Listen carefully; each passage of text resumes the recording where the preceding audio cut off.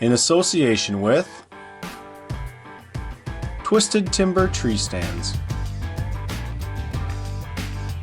Big Game Gut Glove, Glendale 3D Archery Targets, Block Black Archery Targets, and Minnesota Deer Hunters Association.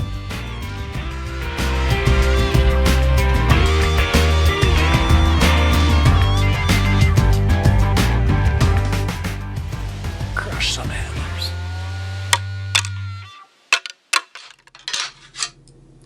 Well, when it comes to rattling antlers, you have a few options to choose from.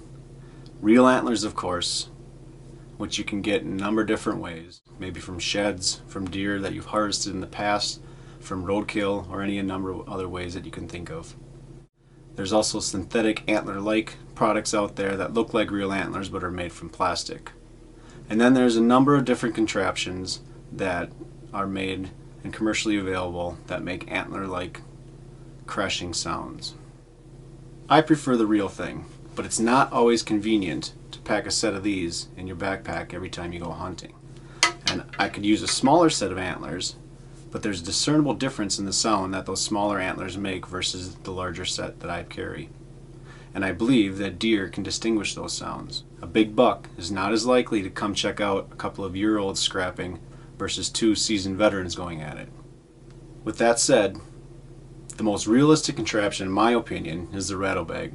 Commercially available bags are made in variable ways, and some sound better than others. Both very little investment, you too can make a good sounding rattle bag. Some rattle bags are made with wood or synthetic rods as the noisemaker, but once again, I think real is better. So go get yourself some antlers by whatever means is possible. You'll have to have some sections of antlers that are straight, but length doesn't really matter as long as they're all uniform. I personally use several spikes from yearling elk.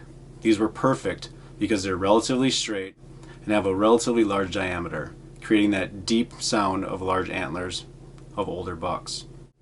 The next piece of the project to find is the bag. The two choices I found laying around my house were an old wild rice bag and a certain purple and gold bag that once held a bottle of a tasty adult beverage. I chose to go with the rice bag, basically based on the size, the shape, and the material. I had several of these laying around, so I decided to use one and see how it worked. Any type of bag would really work, and the size and shape is pretty irrelevant, so there are a million possibilities. Be creative. Once you have your antlers in your bag picked out, cut the antlers to the size that the bag will accommodate.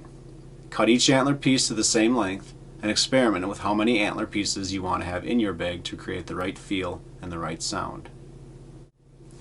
Here's my end product, my wild rice bag rattle bag. I think it sounds pretty good. It was cheap, it's easy to pack, and I can't wait to try it out this fall. Well, I hope this helped, and I hope you rattle in the buck of your dreams this fall. Thanks for watching Lethal Insight. Check us out at lethalinsight.com. Like us on Facebook and stay tuned to our YouTube channel as spring comes around and the spring turkey season gets me to Nebraska, Wisconsin, and Minnesota to go after a few birds.